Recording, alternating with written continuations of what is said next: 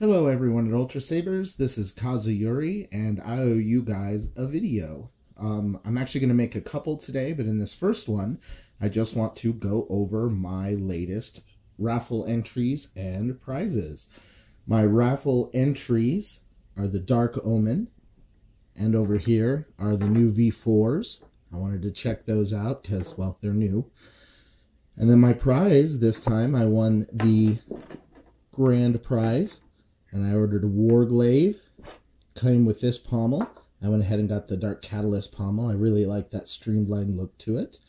And then I got a Manticore CE. And I got this one to match a Manticore CE that I had used to enter the last raffle. So now I can make a staff out of those. I just wanted to give you guys a quick overview here. First thing, we'll start with my winners, just because we'll work right to left. This one here, Manticore CE, I did a review of this one earlier. This is an identical saber to the one I did before, if you want to look through the forums. It's in orange, it's got sound, flash on flash red. Don't think that'll show up too well in the video. Low profile pommel.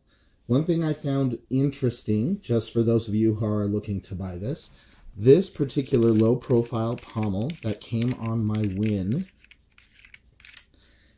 you'll notice the pattern on the bottom has those 3 round holes and the sides are completely smooth. Whereas on the previous one that I had purchased, there are ridges along the edges, and on the bottom the pattern is almost identical, but it's missing those circles, so the pommels are slightly different. I'm not sure if that's a design that they're going with and they're changing the pommel design, or if that's, you know, just a one-off. I'm not sure, but I like that they're slightly different. You know, I like the idea of having matching ones for dual wielding or making a staff. And when I make the staff, obviously I'll take the pommels off, and so it's no big deal that the pommels don't match when I'm making a staff. But I like that they don't match perfectly, being as when you would make more than one saber, you probably wouldn't have identical parts. And obviously with the prize win, you also get a coupler. This coupler is the one that you can adjust so that you can make your buttons line up. It also comes with the needed Allen wrench, so can't complain there. Just real quick here, I'm going to slap these together so you guys can get a look.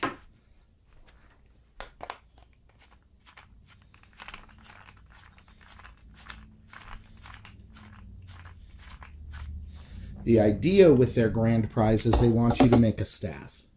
So this is the staff that I wanted to make. Manticore CE staff. How's that for pretty? I really like the weight and the feel of the Manticore. In a single-wield saber on the Manticore, the only thing that I find a problem is with the length of the handle and the size of my hands personally. I will always end up gripping the saber up here, where I think it would be nicer to be here, but then my hands are just too close, so I always end up moving up here. However, with this ridge, it actually makes a really nice grip for when you're doing your loose grip twirls. When you start opening your grip, it fits really well in there, so it's not too awkward, it's not too strange. But I really think here would be a little bit better, but I would need to add almost 3 inches to the handle to make my hands fit right. So I love them as a staff, and I absolutely love them as the dual wield, where you just have one in each hand and you can keep a nice grip here. And again, that CE, I don't know how well that's going to show up on here, but that nickel plating is so much shinier than the standard. This would be the standard high polish aluminum, and that's the CE. It just has a darker tone to it. I really, really like it. Second win, I went ahead and got this because I've always liked the design of the Warglaive. So the reason I got 2 differents, again, like I said, I wanted to be able to make the staff out of the Manticores. So I went ahead and got me a single saber. I got this with the idea that I would use it in class and remove the claws here. When you remove the claws, there are 2 metal pins that stay behind, which leaves for some kind of rough edges. So I think I'm probably going to order an emitter with nothing on it just to finish the look of this saber. I'll actually be taking the claws off and showing that to you in a little bit. But this is my second win. As I said, I really prefer the Catalyst pommel. This is the pommel the Warglaive comes with. And while I love the look, these rougher edges make it kind of tough to use in a class scenario. It just makes the grip really bulky and awkward, even for fingers my size. You barely get around there. So I really prefer the Catalyst end. I think it's a really slick looking saber. Now for the Omen. I know everybody's kind of, you know, in an argument, let's say, a debate about the Omen. I can say, now that I own one, that there is not a cooler saber on the website if you happen to be a kid of the 80s. Is this a functional saber? I would have to say not so much. The emitter is so heavy that it makes the front fall. The only techniques you're going to be using in something like this is going to be much more Western style wielding. You're going to be things like two-handing, stabbing into it, very linear, straight hacking cuts, not the spinning and flourishing that we're used to seeing in the movies. It's just too bulky and intense in here to really get a good spin without hitting yourself with, I don't know, the cross guard, capons, whatever they're called. Western European style is not my forte, so somebody who is, you know, very good at that style of fighting may really find this to be a functional saber using that style. But with the Chinese and Japanese styles that I'm familiar with, it is really not that functional. However, on looks alone, this handle is so amazing. I love the way it lights up.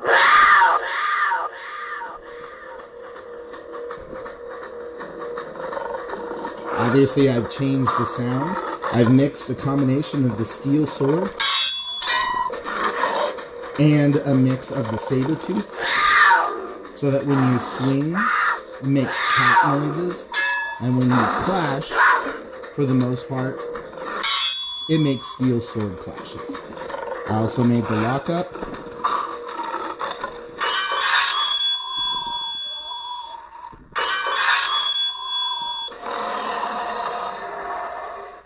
And the close sound. But no, this saber, I can honestly say, is my favorite saber just for looks.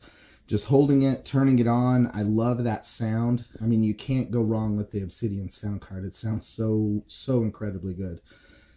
So, I will actually be doing a second review of the functionality of this one in just a little bit. But I wanted to show you the saber, and I can say I do not feel like I wasted a penny. I love this saber. Final part of my raffle entry, as I went ahead and ordered a new V4 Phantasm, ordered my staff here. I went ahead and got them in just the plain silver, but I did get windows. I really like the look of those windows. They really went all out on that. And I have to say, you guys all know from my previous reviews that I am a huge fan of the Aeon V2s. I have to say, this one here may have finally changed my mind. What changes my mind about this saber? First thing, you can get the Emerald Driver, Flash on Clash, and Sound. Where the V2s, you cannot get any of that. The way that they have placed these different, I don't know, choke points, if you will, these different flanges, there are so many good places to grip this saber for both hands. If you've got a short grip, you've got little hands, in here is extremely comfortable. A full-size grip with your pinky off the end. You've got this ridge in here. You've got these here, here, here. I can't find a bad place to put my hand on this saber. Everything is comfortable. Everything is functional. The weight of the saber, when you're choked all the way up here, makes it almost perfect for single-handed grips. Controlling from the wrist with the balance of the weight of the battery pack and the blade here is such a fluid saber. This saber is probably my #1 choice at this point for doing like class sparring. If you're going to actually be fighting with the saber, I'm telling you, this is probably going to be the way you're going to want to go. One thing to consider when you're buying this is the windows up in here. If you're going to do a lot of heavy sparring and you're not going to be going with the Emerald Driver or the sound card because this is going to be a beater, I might not get the windows because moving your hand around in here, whether you're barehanded or wearing gloves, you can really feel the edges of the windows. And while they're not sharp, that is going to cause calluses if you're doing a lot, hours and hours of sparring down here, like where your bones protrude and it rubs. Or if you're wearing gloves, it will rub down the internal material of your glove faster. So if you're buying these just to be a beater saber, just to spar, strictly using class, you're not going with all the bells and whistles, I would go without the windows just to save the grip and have that last a little longer. However, if you want a simple, streamlined saber that has all the bells and whistles, like I said, I can't find a bad place to put my hand on this saber. Everywhere is a good grip. There is nothing too fat, too thin. The one and only upgrade, I happen to agree, I've seen a few people talking about switches. These black switches are the only plastic piece. And as such, they can break, especially if you're heavy sparring and twirling. You drop it, that hits the concrete. You take a whack handle to handle. These can break, being as they are plastic. So if you can do the upgrade to the non-illuminated metal switch, I think that would be a really, really important upgrade on that saber. But right now, these are only available with sound. I don't know if there is a way to wire them with just the 4 AAA non-sound. I am no electrical engineer, and I haven't found a wiring diagram yet that shows you how. But these switches are by far my favorite switches. They're smoother to the touch, whereas these switches have like a round indentation in there, so they're kind of rough on the grip. These are completely smooth, and they are metal, so they're a lot more durable. So, like I said, if you are getting a beater saber, this may be the one you want to go with. Before, I was all about the Aeon V2s, and I still love them. They're still amazing. The grip is the right size, no bells and whistles, no frills, no edges to catch anyone on. You're not going to cut open hands, nothing of that nature. But these V4s are just incredible. All right, so that is a quick overview of my raffle entries and my raffle prizes. I'm going to go ahead and film another video and go into details on some of my other stuff.